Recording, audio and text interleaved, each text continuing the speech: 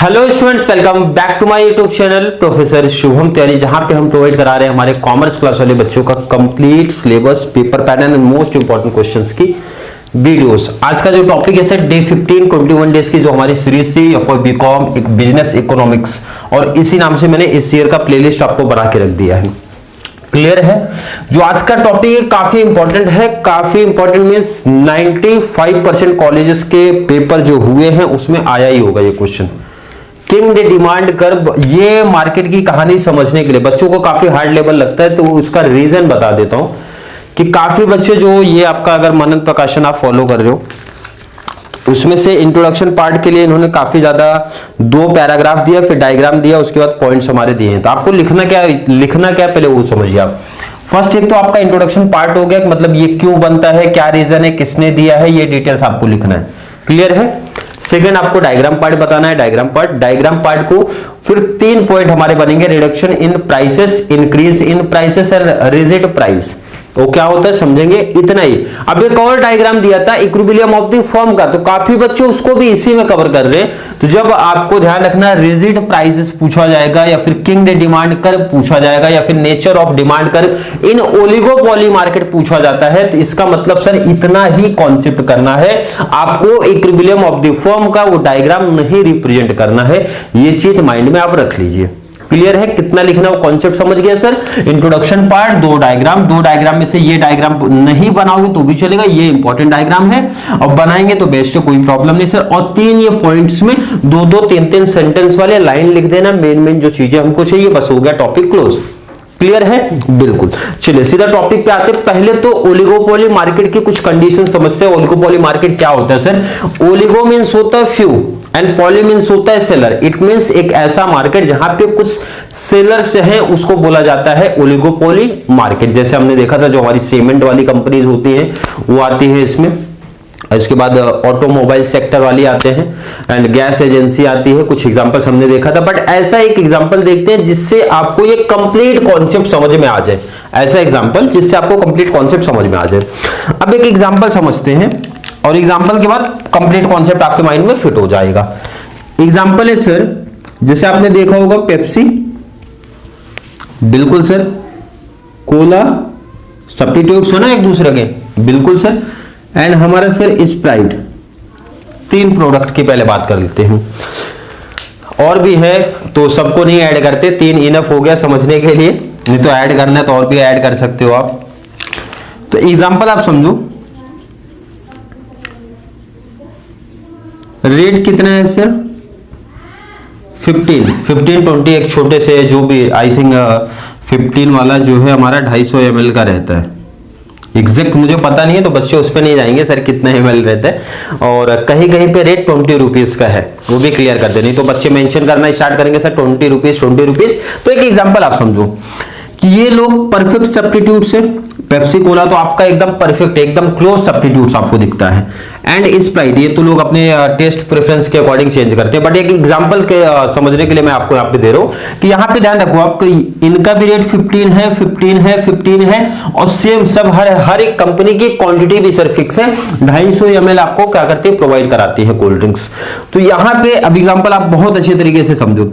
अब पेप्सी ने ये प्लान किया, पहला पेप्सी ने ये प्लान किया कि मैं 15 की जगह जो है 16 या 7, चलो 18 ले लो, ₹18, मतलब प्राइस को इंक्रीमेंट कर देता हूं, बहुत अच्छे से एग्जांपल आप समझो, बहुत अच्छे से एग्जांपल आप समझना। पहले इनकी डिमांड की बात कर लो। चलो डिमांड एक सेम ले लेता हूं मैं, 1000 ये डिमांड आपका था। यहाँ पे सबका सेम एग्जांपल समझना है, बहुत तो सेम तो पॉसिबल नहीं है हर केस में, या फिर ज्यादा रहेगा या फिर कम रहेगा, बट एक एग्जांपल आपको समझना है कि इनके मान के चलिए आपके क्वांटिटी डिमांड तीनों का क्या था सर, सेम था। अब जब पेप्सी ने ये प्लान किया कि अपने प्राइस में इंक्रीमेंट कर देंगे, जब वो अपने प्राइस में इंक्रीमेंट करेंगे, तो यहां पे जो कोला है उन्होंने अपने प्राइस में कोई भी इंक्रीमेंट नहीं किया।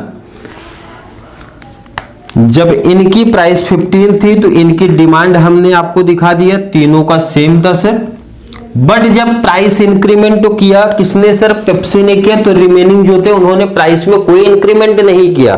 तो यहां पे देखो डिमांड में कितने का, जब प्राइस न्यू प्राइस आई है ना, तो डिमांड इनका सर, इनके कुछ कस्टमर यहां से हट गए। कितने सर एग्जांपल आप समझो, 400 कस्टमर यहाँ पे हटे और शिफ्ट हो गए कोला या फिर स्प्राइट पे शिफ्ट हो गए। मतलब सर यहाँ पे इनको 1 कस्टमर्स मिल गए। मतलब सर प्राइस में एक छोटा सा चेंज हमने कर दिया, प्राइस में एक छोटा सा चेंज किया तो हमारी डिमांड में बहुत इफेक्ट पड़ जा रहा है। कितना सर, बहुत इफेक्ट पड़ जा रहा है, क्योंकि यहाँ पे सेलर्स है हमारे पास कम, और सेलर्स का जो हमारे ऑब्जेक्टिव है भाई, आप अगर रेट बढ़ा रहे हो तो हम रेट नहीं बढ़ाएंगे। क्यों? क्योंकि आपके कस्टमर को तोड़ने का काम हमको करना है। कस्टमर कैसे टूटेंगे? अगर हम भी प्राइस बढ़ा देंगे, अगर हम भी प्राइस बढ़ा देंगे सर, तो कॉमन सी बात है डिमांड में कोई इफेक्ट नहीं पड़ेगा। लेकिन यहां पे जो अदर रिमेनिंग सेलर्स थे उन्होंने क्या किया, जब आपने प्राइस को इंक्रीमेंट किया तो इन्होंने प्राइस को कांस्टेंट रखा और आपके काफी कस्टमर को क्या कर दिया सर, तोड़ दिया है बिल्कुल प्रैक्टिकल ऐसा होता है सर, बिल्कुल ऐसा होता है। आगे आप समझो और एक अपोजिट एग्जांपल। अब पेप्सी ने क्या किया, 15 से जो इंक्रीमेंट किया था ना, उन्होंने सोचा थोड़ा सा प्राइस को डिक्रीज करते हैं, मतलब ना 12 रुपए करते हैं। जैसे ही आप ₹12 करोगे ना, उनको पता चला, उन्होंने भी तुरंत क्या कर दिया सर, ₹12 ही कर दिया। ध्यान से समझो आपने सोचा प्राइस कम कर देता हूं, ज्यादा बच्चों को कलेक्ट करता हूं, ज्यादा कस्टमर पकड़ता हूं, तो आपके कॉम्पिटिटर भी तो आपका ही कॉपी कर लेंगे ना भाई। प्राइस आपने कम किया, कस्टमर हमको तोड़ना नहीं है सर, हमारे कस्टमर उनके पास नहीं जाना, वो अगर 12 रख रहे तो हम भी 12 रख देते हैं। तो इस केस में आपका डिमांड तो सर कांस्टेंट ही हो गया। पेप्सी वाले ने जो दिमाग लगाया था वो तो यूज हुआ नहीं। उन्होंने ये सोचा कि मैं प्राइस को कम कर देता हूं और सामने वाले जो हमारे कोला एंड स्प्राइट के कस्टमर से उनको तोड़ता हूं, बट ऐसा पॉसिबल नहीं हुआ, क्योंकि जैसे ही इन्होंने अपनी प्राइस को कम किया, रिमेनिंग जो दोनों कंपनीज थी उन्होंने भी अपनी प्राइसेस को क्या कर दिया सर, कम कर दिया। तो आपके कस्टमर्स क्या हो गए सर, सेम, क्योंकि आपने जो प्लान किया था कि प्राइस हमने कम किया है तो हमारी डिमांड इंक्रीमेंट होगी, डिमांड कर्व डाउनवर्ड की तरफ शिफ्ट होगा सर। बट यहां पे सर ऐसा नहीं हुआ, क्योंकि रिमेनिंग हमारे जो पार्टनर्स थे, रिमेनिंग जो हमारी कंपनीज थी, उन्होंने क्या किया, उन्होंने भी अपनी प्राइसेस को लो कर दिया जितने पे आपने रखा था। यहां तक का क्लियर कॉन्सेप्ट है सर। इतनी जो आपने ये कहानी समझी, इतनी कहानी से आपको ये समझ में आती है, आपने जो प्लान किया था, प्लान ये किया था प्राइस को इंक्रीमेंट करा, इंक्रीमेंट के केस में आपकी डिमांड में काफी कमी दिखी, डिमांड काफी लो हो गई। बट सर आपने ये सोच के प्राइस को कम किया तक हमारी डिमांड सर हाई होगी, बट वो हुआ ही नहीं। इसका मतलब होता है ओलिगोपोली मार्केट में जो हमारा डिमांड कर्व है, जो आप सोचते हो वैसा होता नहीं है। क्लियर है कि नहीं? मींस अनसर्टेनिटी आपको दिखती है, इसलिए फीचर्स में भी आपने पढ़ा था uncertainty of demand curve. Demand curve को आप यहां पे फिक्स नहीं कर सकते हो कि अगर मैं प्राइस को लो करूंगा तो डिमांड हाई होगी, और डिमांड अगर प्राइस को सर हाई कर दूंगा तो डिमांड हमारी लो होगी, या फिर प्राइस को लो करूंगा तो डिमांड हमारी हाई हो जाएगी। क्लियर है? बिल्कुल। चलिए थोड़ा सा रीड करते हैं क्या कॉन्सेप्ट है हमारा। इंट्रोडक्शन पार्ट मेन जो इंपॉर्टेंट चीज है मैंने वही लिखा, बहुत डिटेल्स में जानने की जरूरत आपके सिलेबस के अकॉर्डिंग नहीं है। द डिपेंडेंसी एंड अनसर्टेनिटी दोनों इंपॉर्टेंट है, क्योंकि आपको ना डिपेंड रहना पड़ेगा। डिपेंड जैसे मतलब जैसे मैंने एग्जांपल दिया था कोला एंड स्प्राइट, इसके ऊपर डिपेंड है या फिर एक दूसरे के ऊपर डिपेंड है। अगर किसी ने अपने प्राइस पॉलिसी को लेकर कोई चेंज किया तो आपको भी करना पड़ जाएगा, उनके अकॉर्डिंग चलना पड़ेगा। एंड अनसर्टेनिटी है, आप अपना ऐसा सोच के नहीं चलोगे प्राइस हमने लो किया तो डिमांड मेरा हाई होगा, बट यहां पे तो कांस्टेंट हो गया सर, सेम ही होगा, क्योंकि आपके जितने भी कॉम्पिटिटर थे, जितने भी सब्स्टिट्यूट्स वाले थे ना, उन्होंने भी अपने प्राइस को लो किया। मतलब यहां पे अनसर्टेनिटी आपको दिखेगा। Aspect of oligopoly leads indetermination of the demand curve. Demand curve को आप डिटरमाइन फिक्स नहीं कर सकते हो, अपवर्ड लोवर्ड जो भी चलेगा। तो यहां पे आपको क्या दिखेगा सर, रिजिड प्राइस, मतलब प्राइस आपको फिक्स दिखता है। प्राइस आपको क्या दिखता है, फिक्स दिखता है। अब एक एग्जांपल आप समझो, एक एग्जांपल समझो आप। अब जैसे हमारे जैसे जियो चल रहा है, एयरटेल चल रहा है, अब दो ही ज्यादा चल रहे हैं, दो ही मार्केट में है जिसको हम लोग बोल सकते हैं हाँ सर ये कॉम्पिटिटर है। अब दो कॉम्पिटिटर है सर, तो ये क्या कर रहे हैं भाई, एक ने थोड़ा सा प्राइस बढ़ाया तो दूसरे ने भी बढ़ा दिया, दूसरे ने। अब अगर यही चीज होता कि 10 लोग होते, 10 कंपनीज होती, तो यहाँ पे ये जो प्राइसेस जिस तरीके से इंक्रीमेंट कर रहे हैं, ऐसा करते क्या सर, बिल्कुल नहीं करते। बिल्कुल ऐसा करते क्या सर, बिल्कुल पॉसिबल नहीं था, क्योंकि 10 लोग थे। अगर आप थोड़ा सा भी प्राइसेस बढ़ाओगे तो कस्टमर आपके पास शिफ्ट हो जाएंगे। बट यहाँ पे क्या हो रहा है सर, दो ही लोग हैं, एयरटेल एंड जियो, तो एक ने रेट बढ़ाया तो सर दूसरे ने बढ़ा दिया। बट अगर यही 8 से 10 सेलर होते तो इनको काफी सोचना पड़ता प्राइसेस को लेके, तो वहां पे कस्टमर्स के पास ऑलरेडी काफी ऑप्शंस आपको दिखते हैं, तो आप जहां बेस्ट लगता है आप वहां पे शिफ्ट हो जाते हैं। क्लियर है? तो यहां वहां पे रिजिड प्राइस आपको दिखता है, मतलब देखो ना आपका ये प्लान देखो हर 2-3 महीने में चेंज कर रहे हैं कि नहीं सर, प्राइस को इंक्रीमेंट कर रहे हैं कि नहीं कर रहे, क्योंकि उनको पता है कस्टमर के पास अभी इस समय पे 2 ऑप्शन है। बट अगर 10 ऑप्शन होते तो वहां पे थोड़ा सा जो फ्लेक्सिबल आपको दिख रहा है, मतलब 3 से 4 महीने में रेट देखो आप कितना हाई होते जा रहा है, तो वो चीज नहीं होता। तो वहां पे रिजिड प्राइस आपको होता, मतलब फिक्स हो जाता है प्राइस, साल 2 साल 3 साल के लिए फिक्स हो जाता था।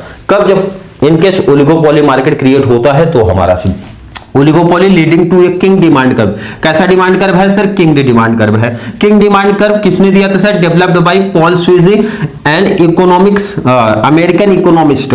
किंग डिमांड कर्व को कुछ और नाम से भी जाना जाता है, जैसे सर स्वीजी मॉडल, क्योंकि पॉल स्वीजी ने दिया था, स्वीजी मॉडल के नाम से जाना जाता है, या फिर प्राइस रिजिडिटी मॉडल भी बोला जाता है, क्योंकि प्राइस इसमें रिजिड हो जाते हैं। रिजिड मतलब होते हैं फिक्स हो जाती है, बट ऐसा नहीं है लाइफ टाइम के लिए फिक्स होगी, बट हाँ ये कुछ टाइम कुछ ड्यूरेशन के लिए वो फिक्स हो जाती है प्राइसेस हमारी। क्लियर है सर? बिल्कुल क्लियर है। थोड़ा सा डायग्राम टाइप को अगर आप समझते हो, ये आपने जो कहानी समझी, कहानी ये समझी सर कि आपने प्राइस को जब हाई किया, प्राइस हाई किया तो आपके डिमांड में काफी देख रहे हो काफी ज्यादा कम हो गए, मतलब थोड़ा सा प्राइस आप अगर लो करोगे तो डिमांड में काफी इफेक्ट आपको दिखेगा। और अगर आपने प्राइसेस को क्या किया सर? लो किया, तो बहुत कम चांसेस आपके रहते हैं कि सर आपके डिमांड में बहुत ज्यादा इंक्रीमेंट होता है। इसीलिए देखो बेसिकली जो आपने डिमांड कर्व देखा होगा, लॉ ऑफ डिमांड अगर आपने पढ़ा, तो ये देखो इस तरीके से सीधी लाइन जाती है, सीधी लाइन। बट यहां पे क्या होता है ओलिगोपोली मार्केट में, देखो इस तरीके से वो बैंड हो जाता है। यहां पे आप समझो ये सीधी लाइन जानी चाहिए थी, लेकिन यहां से रिटर्न आ गई, आई कि नहीं सर? बिल्कुल आ गया है, आई है कि नहीं सर? बिल्कुल आ गई है। तो यहां पे इसीलिए ये जो बैंड हो जाता है ना, ये इसीलिए इसको बोलते हैं किंग डिमांड। और ये जो ऊपर का एरिया कौन सा है सर? मोर इलास्टिक है, एंड ये जो एरिया रहेगा वो क्या है सर?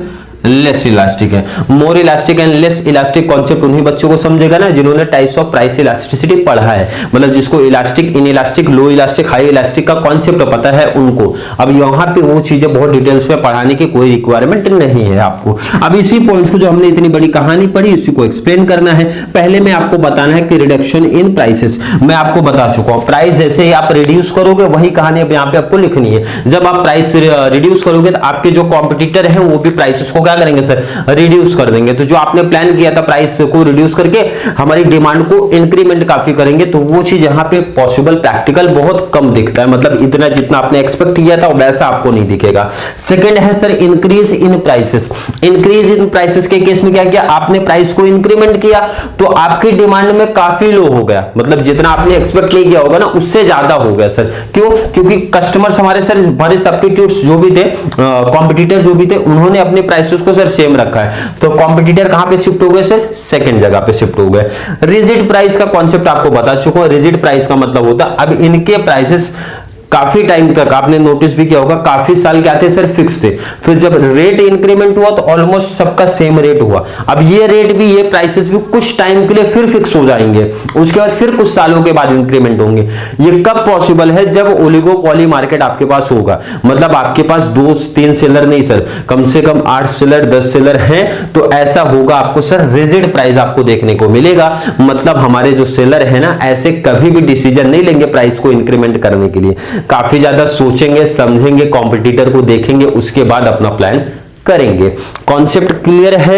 आई होप हर एक बच्चे को ओलिगोपोली मार्केट में ये जो हमारा टॉपिक था सर किंग डिमांड कर्व, उसका कॉन्सेप्ट समझ में आया होगा, किस तरीके से लिखना है, कैसे करना है, कंप्लीट समझा चुका हूं। इंट्रोडक्शन पार्ट बताइए, डायग्राम बताइए, डायग्राम को अगर लिखना है 1-2 में लिख दीजिए, अदरवाइज यहां पे जब ऑलरेडी आप एक्सप्लेन करेंगे 2-2 सेंटेंस में, बहुत डिटेल्स नहीं जाना है, 2 मैक्सिमम 3 सेंटेंस में कंप्लीट करना है, 3 टॉपिक क्लोज कर देना है। क्लियर? आई होप हर एक बच्चे का कॉन्सेप्ट क्लियर है। फिर भी किसी बच्चे को डाउट, कंफ्यूजन अगर आज के वीडियो को लेके आई है, जल्दी से ऐड कर दो, जल्दी से कमेंट में ऐड कर दो, या फिर कॉन्सेप्ट क्लियर है तो मेंशन कर दो। हर एक बच्चे को मेरा सजेशन है पहले डे 15 तक के बहुत अच्छे तरीके से कॉन्सेप्ट करके जाओ, तो इकोनॉमिक्स में आपको एवरेज मार्क्स मिल जाएगा। तो चलिए मिलेंगे नेक्स्ट क्लास में, तब तक के लिए थैंक यू सो मच।